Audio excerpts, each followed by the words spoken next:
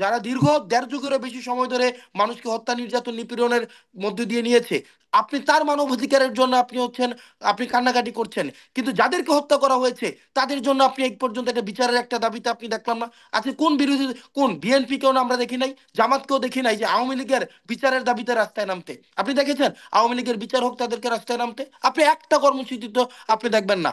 দেখেন, একটা ন্যূনতম রেসপেক্ট এই বিপ্লবের প্রতি কারু ছিল না, কারু ছিল না। সবাই নিজ নিজ ইন্ডিভিজুয়াল স্বার্থ নিয়ে ব্যস্ত ছিল।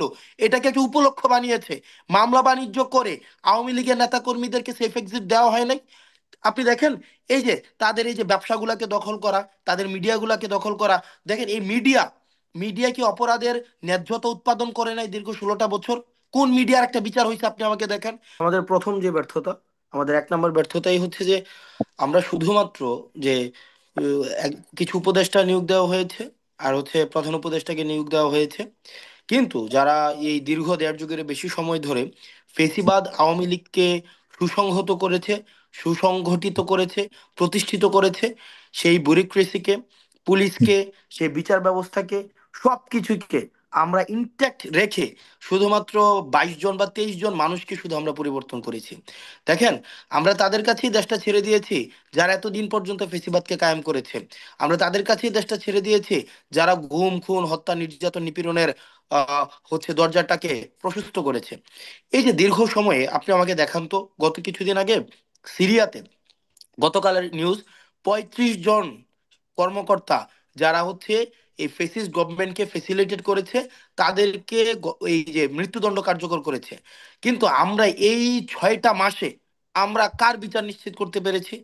কোন, এই যে রাতের ভোট, যারা দিনের ভোটকে রাতে করেছে, কোন কর্মকর্তাকে আমরা বিচারের আওতায় আনতে পেরেছি? কোন ইউনুকে আমরা বিচারের আওতায় আনতে পেরেছি? কোন ডিসি কে আমরা বিচারের আওতায় আনতে পেরেছি? কোন এসপি কে আমরা বিচারের আওতায় আনতে পেরেছি? আমরা কোন প্রশাসনিক কর্মকর্তা, কোন মিলিটারি কর্মকর্তা, যারা আয়নাঘরকে যারা হচ্ছে প্রতিষ্ঠিত করেছে, বিচারের আওতা আনতে পেরেছি? আমরা একটা বিচারকে আমরা নিশ্চিত করতে পারি নাই, একটা বিচার। আবার দেখেন, দ্বিতীয়ত যে জায়গাটা, মিডিয়াতে, আপনি একটা দেখবেন মিডিয়ার যেটা মানে সিম্প্যাথি ক্যাম্পেইন চালাচ্ছে। আওয়ামী লীগ শেষ চলে যে, যখন আওয়ামী লীগের পতন হয়েছে, 2000 মানুষকে হত্যা করার পর আওয়ামী লীগ পালাতে বাধ্য হয়েছে। একটা পলাতক একটা দল, এই পলাতক দলকে কিভাবে রিহেবিলিটেট করা যায় সেটা নিয়ে সিম্প্যাথি ক্যাম্পেইন মিডিয়াতে 2 দিন পর থেকে চালু হয়েছে। আমাকে 15 তারিখ প্রশ্ন করা হয়েছে, কেন আমরা হচ্ছে যে অগাস্ট পালন করলাম না, আমরা সুখের মাসটা কেন পালন করলাম না। আমাকে যে যতবার, চিন্তা করেন, আমাকে যতবার, আমার আয় কত, ব্যক্তিগত ইনকাম কত, আমি কি পোশাক পরিধান করি, আমি কি ঘড়ি পরিধান করি, আমি কি গাড়িতে উঠি, যতবার প্রশ্ন করা হয়েছে। আপনি চিন্তা করেন তো, এই 6টা মাসে আওয়ামী লীগ যে গত দীর্ঘ দেড় যুগের বেশি সময় ধরে আমাদের সম্পদ, লক্ষ লক্ষ কোটি টাকার সম্পদ বিদেশে পাচার করেছে, এই পর্যন্ত মিডিয়াতে আপনি দেখেছেন যে তাদের নিয়ে কোনো কথা হয়েছে? এ পর্যন্ত এইসব নিয়ে কোনো কথা নাই। তৃতীয়ত, আপনি দেখবেন আওয়ামী লীগের বিচার নিয়ে কেউ কোনো আলাপ দিচ্ছে না। কোনো রাজনৈতিক দলকেও আপনি দেখবেন না আওয়ামী লীগের বিচার নিয়ে কোনো আলাপ দিচ্ছে। বরং আওয়ামী লীগকে কেন নির্বাচনে আসতে দেওয়া হবে না, আওয়ামী লীগকে কেন তাকে পলিটিক্যালি ফাংশন করা করা হবে না, আওয়ামী লীগ কেন সভা সমিতি করতে পারবে না, আওয়ামী লীগ কেন তাদের এই যে ভোট ব্যাংক তারা পলিটিক্যালি ফাংশন করতে পারবে না, এইসব বিষয় নিয়ে সিম্প্যাথি ক্যাম্পেইন কিন্তু আপনার সব জায়গায় চালানো হচ্ছে। অর্থাৎ আপনি এই যে একটা বিপ্লবের পরে এতগুলো মানুষ শহীদ হয়েছে, আহত হয়েছে, তাদের প্রতি ন্যূনতম রেসপেক্ট, তাদের প্রতি ন্যূনতম দায়বদ্ধতা না আমরা দেখেছি মিডিয়া থেকে, না আমরা দেখেছি অ্যাডমিনিস্ট্রেশন থেকে, না আমরা দেখেছি পুলিশ থেকে, আমরা না দেখেছি সরকার থেকে। বরং এই সরকারটা যেখানে একটা রিভলিউশনারি স্পিরিট সম্পন্ন হওয়ার কথা ছিল, কিন্তু এই সরকারটা একদম আগাগোড়ায় কনস্টিটিউশনাল ব্যুরোক্রেসিতে ঢুকে গিয়েছে। সব কিছুকে লাল ফিতার দৌরাত্মে, একদম সব কিছুতে।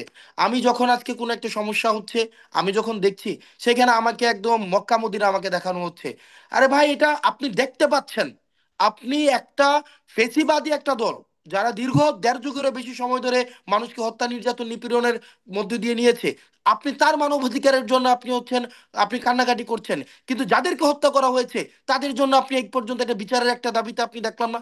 আজকে কোন বিরোধী, কোন বিএনপিকেও আমরা দেখি নাই, জামাতকেও দেখি নাই যে আওয়ামী লীগের বিচারের দাবিতে রাস্তায় নামতে। আপনি দেখেছেন আওয়ামী লীগের বিচার হোক তাদেরকে রাস্তায় নামতে? আপনি একটা কর্মসূচি তো আপনি দেখবেন না।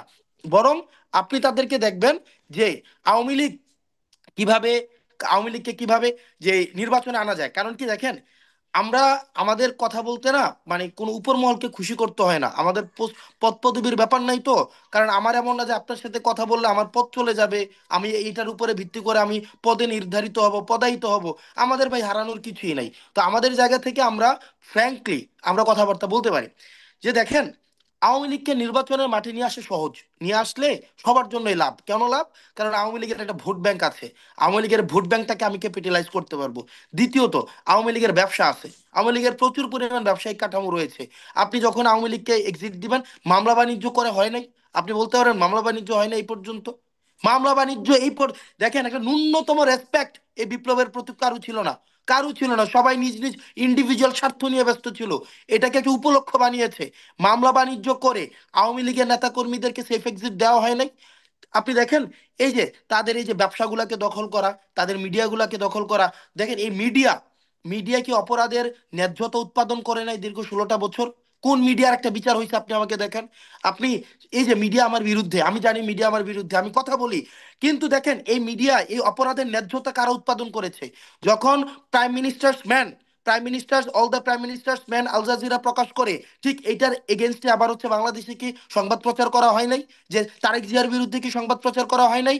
খালেদার বিরুদ্ধে কি সংবাদ প্রচার করা হয় নাই?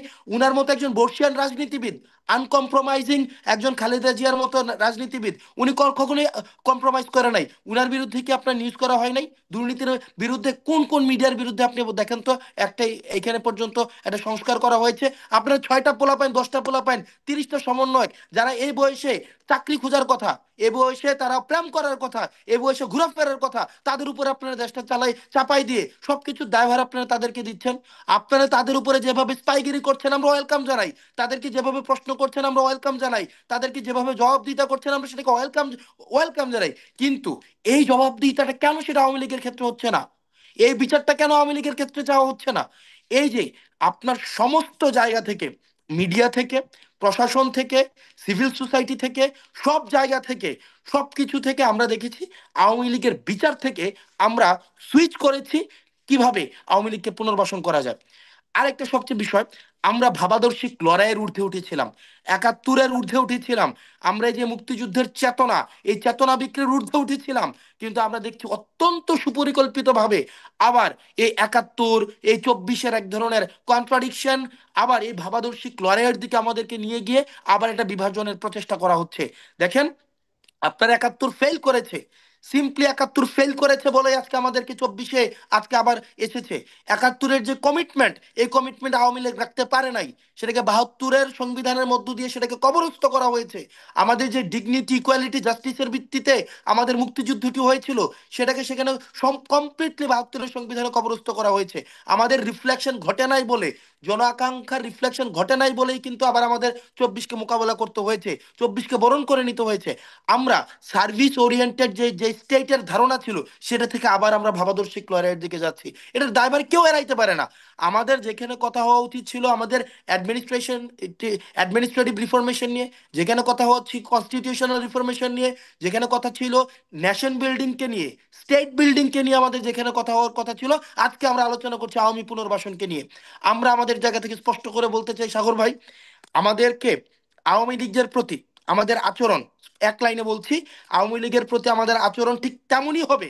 আওয়ামী লীগ 24-এর এই 5ই আগস্ট যদি ব্যর্থ হতো, আওয়ামী লীগের আচরণটা আমাদের প্রতি যেমন হতো, ঠিক আওয়ামী লীগের প্রতি আমাদের আচরণটা এমন হবে। কিন্তু অত্যন্ত দুঃখজনক বিষয়, আওয়ামী লীগের প্রতি তো আমরা এর মানে আচরণ করতে পারি নাই, আমরা তো বিচার একদম নিশ্চিত করতে পারি নাই। পারফেক্ট।